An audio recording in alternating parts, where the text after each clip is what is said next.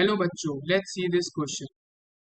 These question contain statement 1 assertion and statement 2 reason. Option A statement 1 is true, statement 2 is true, statement 2 is correct explanation for statement 1. Option B statement 1 is true, statement 2 is true, statement 2 is not a correct explanation for statement. Option C statement 1 is true, statement 2 is false, and option D statement 1 is false, statement 2 is true. Statement 1. A 1 molar solution prepared at 20 degrees Celsius will retain the same molality at 100 degrees Celsius provided there is no loss of solute or solvent on heating, because statement 2 molality is independent of temperature. अब इस question को समझने के लिए हमें एक important की concept को यहाँ पे समझना होगा. What do you mean by the term molality?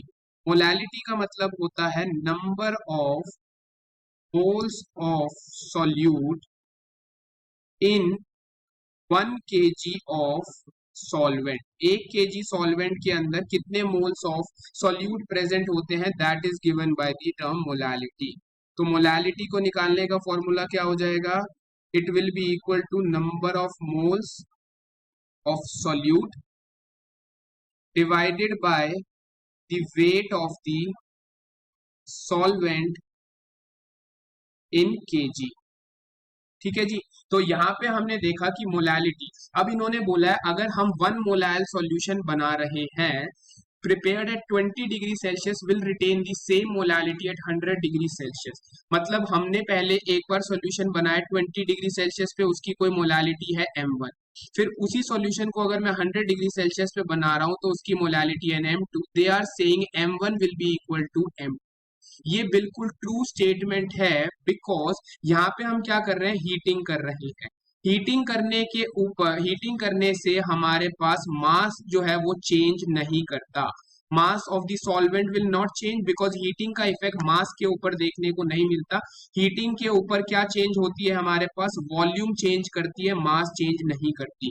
Number of moles of solute same रहेंगे, वेट ऑफ सॉल्वेंट सेम रहेगा, तो टेम्परेचर चेंज करने पे मोलालिटी क्या रहेगी, सेम रहेगी. क्यों सेम रहेगी? बिकॉज मोलालिटी में मास फैक्टर आता है, जो कि मोलालिटी जो होती है वो इंडिपेंडेंट होती है टेम्परेचर के. मोलालिटी में कोई भी ऐसी टर्म नहीं है जो कि टेम्परेचर पे डिपेंड करे. तो हम बोल सकते हैं कि molality is independent of temperature. इसी वजह से 20 डिग्री सेल्सियस हो चाहे 100 डिग्री सेल्सियस हो, मोलालिटी जो है वो क्या रहेगी, सेम रहेगी.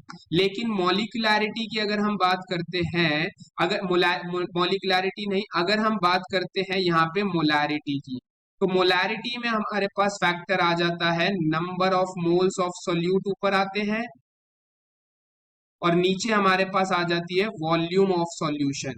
क्योंकि अब वॉल्यूम क्या करती है, वो टेम्परेचर के ऊपर डिपेंड करती है. तो मोलारिटी जो है वो क्या होती है, टेम्परेचर के ऊपर डिपेंड करती है. मोलारिटी जो है वो टेम्परेचर के ऊपर डिपेंड करती है, लेकिन मोलालिटी जो है वो हमारे पास टेम्परेचर पे डिपेंड नहीं करती. It is independent of temperature. तो हमारा करेक्ट आंसर क्या हो जाएगा, ऑप्शन ए.